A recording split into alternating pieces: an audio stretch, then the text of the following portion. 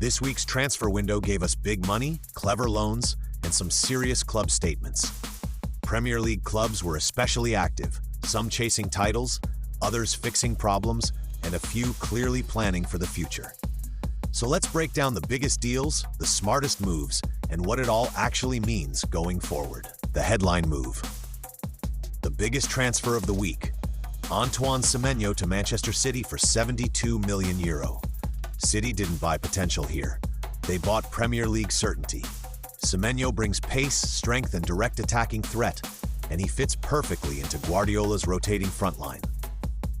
This isn't a luxury signing, it's a depth killer. City are making sure injuries or fatigue don't slow them down in the title race. Crystal Palace make a statement. Crystal Palace were one of the most interesting clubs this week. They signed Brennan Johnson from Tottenham for €40 million, and that's not a small club move. Johnson gives them speed, directness, and proven Premier League output.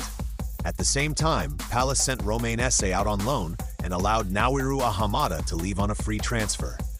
This shows a clear strategy: cut the squad, raise the level, and move forward.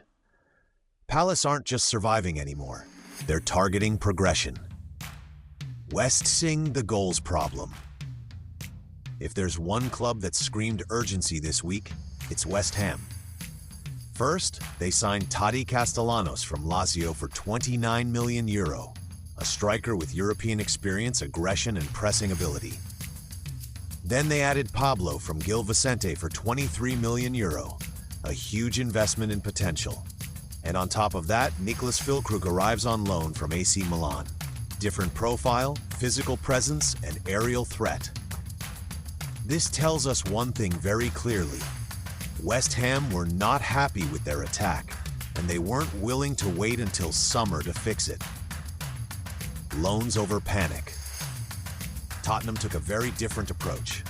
Instead of spending big, they sent multiple players out on loan: Manor Solomon, Min Hyuk Yang, Kota Takai, and others. This is smart squad management. Tottenham are protecting value, giving players minutes, and avoiding rushed signings. It might not excite fans immediately, but long-term, it's controlled planning. Smart and under-the-radar deals. Not every good transfer needs a big fee. Pascal Gross returning to Brighton for just €2 million might be one of the best value deals of the window. Experience, leadership, and system knowledge instantly useful. Fraser Forster to Bournemouth as a free agent is another low-risk move, perfect as cover.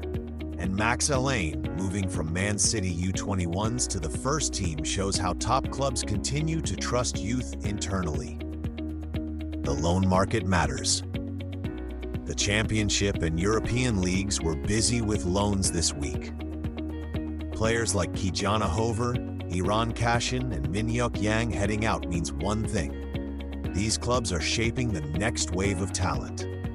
Many of these players won't make headlines now, but they'll be back stronger, more experienced, and more valuable. Final thoughts. This week of the transfer window wasn't just about spending, it was about intent. Manchester City strengthened its dominance, Crystal Palace showed ambition, West Ham went all in on fixing problems, Tottenham chose patience and structure. And remember, this is only 1 week of the window. The real question is, who's done enough? And who's running out of time? If you enjoyed this breakdown and want weekly transfer updates, tactical analysis, and no-nonsense football talk, make sure to hit subscribe. Drop a like if this video helped you understand the moves better, and comment below who won the week and which signing surprised you most.